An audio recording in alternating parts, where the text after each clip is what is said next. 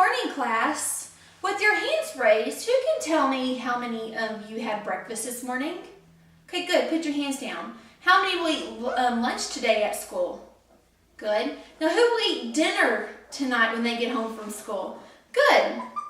Most of us eat at the beginning, middle, and ending of the day. Who has heard the word of sequencing? Raise your hand. Good. Sequencing is another word we use to describe the order of events that we use in our everyday life.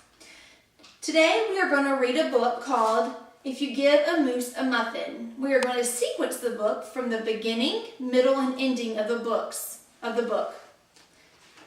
So I'm going to open the book so we can start reading. All right, let's begin. What? I'm at the beginning, I'm at the ending of the book? Oh, you're right. We can't read at the ending of the book. Let me try again. Okay, I'm ready now. You're right. We can't start at the middle of the book either. Where do we start at in the middle in the book to read? Raise your hand. Thank you. Right, we start at the beginning of the book when we start to read a book. If you give a moose a muffin. If you give a moose a muffin, he'll want some jam to go with it. So you'll bring him out some of your mother's homemade blackberry jam.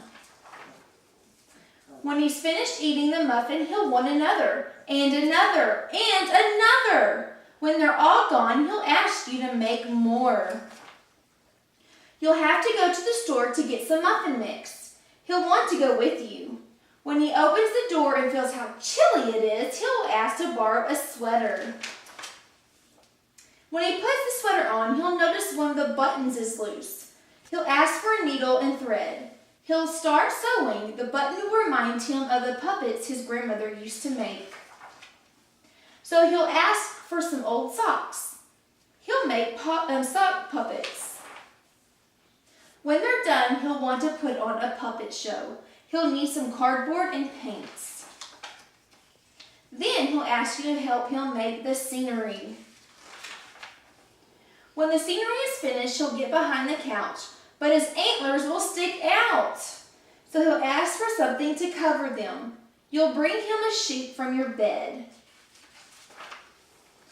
When he sees the sheet, he'll remember he wants to be a ghost for Halloween. He'll try it on and shout, "Boom!" It'll scare him so much he'll knock over the paint. So he'll use the sheets to clean up the mess. Then he'll ask for some soap to wash it out.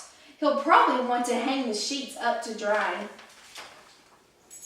He'll go outside to put it on the clothesline. When he's out in the yard, he'll see your mother's blackberry bushes. He'll probably ask you for some. And chances are, if you give him the jam, he'll want a muffin to go with it.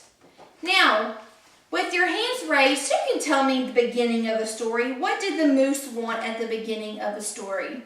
Right here. Right, he wanted a muffin at the beginning of the story. That's what he asked the little boy. Now, with your hands raised, who can tell me what the moose wanted in the middle of the story?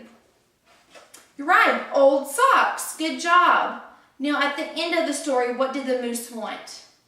Right, he wanted another muffin. All right, today, class, we learned about sequencing events from our book called If You Give a Moose a Muffin. Thank you.